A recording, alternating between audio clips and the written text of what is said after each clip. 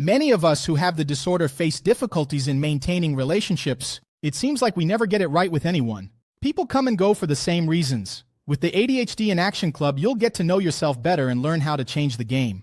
Check out the first link in the description. What happens if I stop taking ADHD medication? You don't know. I stopped taking the medication for about 2 months. And I explain in this video what happened and why I decided to stop taking the medication. And still, I, as a good Brazilian, didn't give up and kept adopting various strategies to overcome ADHD. I used Microsoft To Do every day to remember the important things I had to do, even though my to-do list just kept getting longer. I wasn't completing almost any tasks. I also used Google Calendar, even more. I put every little detail of everything I had to do there, and it turned out really colorful. Well illustrated, even so, I still found myself running late to get my daily tasks done. I committed to going for a walk, which is my form of exercise, every day. And many times I would keep stalling, procrastinating until it got dark, and I thought it was too dangerous and gave up on walking. I committed to cutting back, such as sugars and carbohydrates, to improve my health a little, even if only from time to time in the checkout line. There at the supermarket, I picked up a little candy to eat, even though I didn't remember this appointment and only remembered it after it was too late. Well, guys, everything got pretty difficult. Getting organized, putting my plans into action, taking action, executing what I had committed to, even if it was to create something I enjoyed doing. Even that started to become almost impossible for me. I missed that initial feeling. As soon as you take the medication, those first 30 minutes when you feel all the potential flowing out of you and you don't have any side effects or anything. In other words, it's that peak of productivity, action, that if you take medication, you probably know what I'm talking about. At that moment, making lists was way too easy.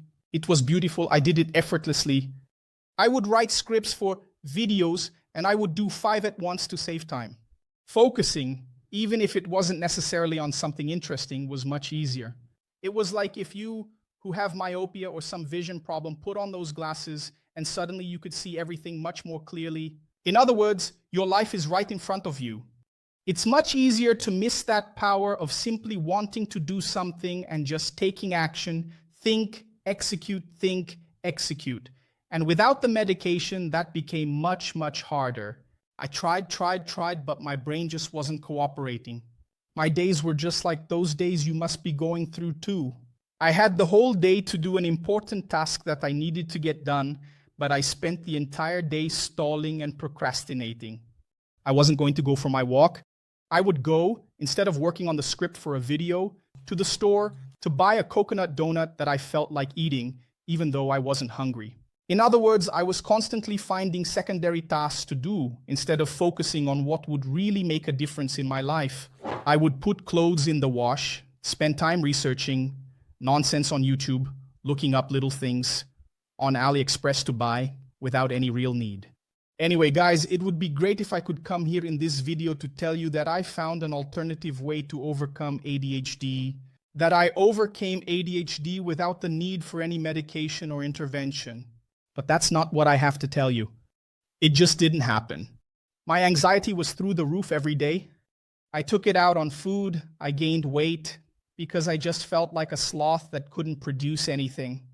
I would spend all day stalling and doing a bunch of secondary things without any value, not producing anything I had planned and getting distracted by a bunch of things throughout the day. After 2 months, I started taking the same medications that I had stored in the drawer, and my life slowly began to function and unlock again. Guys, there's a lot of stigma and prejudice around ADHD medications, especially from people who don't live what we live, who don't feel in their skin what we feel every day. Prejudice from those who don't know our reality. And you see, I recognize that I'm not that productive, even though I'm taking the medications. But you know, this script right here, do you know this video? I was only able to stop doing the secondary things, sit my butt in the chair, write, turn on the camera, and record after taking my medication. So guys, there's no mystery, no magic formula, no alternative formula, no foolproof method, no sensational method. None of that even exists. ADHD can be complex to explain, but it's relatively easy to understand for those who feel it in their skin. You're going to suffer daily setbacks in everything you do, even in the things you enjoy. You're going to have difficulty, especially in starting that task. You will only be able to move forward if you truly know yourself and understand what works for you. And let me be clear, I'm not saying that medication is the only solution, but it is an important option, recognized as well as engaging in physical activity. Are you seeing the therapist every week? Improve your diet, everything helps a little, a certain amount. But our issue is neurochemical, it's neurobiological, and it needs reinforcement, especially where it's most lacking. I have ADHD and I'm a civil servant, entrepreneur, writer, and by the way, buy my book ADHD Made Simple, which is linked here in the card or in the description as well. But in the Banco do Brasil competition, I'm far from being the best employee in my department. I'm not a completely brilliant or fully functional employee. Actually, lately I've been delivering work that really has been below what I know I'm capable of producing and showing. At work, I'm still disorganized and I'm well below what I could be and can be. I recognize that of what I could be and have the ability to be. I recognize that I could be doing much better. My book, although is selling very well on Amazon, I know that if I hadn't sent hundreds of hours of audio to my ghostwriter, I would have never gotten it off the ground. In fact, not even on paper, because if I had just put it on paper, I wouldn't have gotten past the first page. But I needed to somehow find my way to extract this book out of my ideas, from my thoughts, from my story, so that it really materialized and that today it is a success and very well evaluated. In other words, even with ADHD right here on my back every day, even while taking medication, I know I have challenges. Now, I can't just throw everything up in the air and think that life will sort itself out. It's not going to happen. Have you suffered a lot up to this point? I have suffered much, and we have to take responsibility for our treatment, for our self-awareness, so that we have the necessary and sufficient tools for each case so that we can move forward.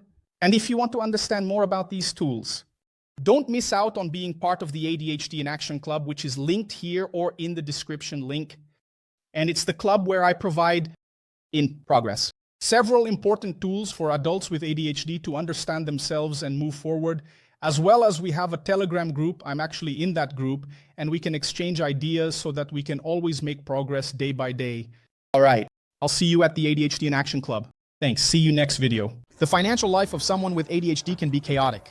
We have an idea of how much we earn, but what about how much we spend? It's quite common to be surprised by the credit card bill or to make unnecessary impulse purchases. But there are tools that help me bring order to this chaos, and I teach all of them in the first link in the description.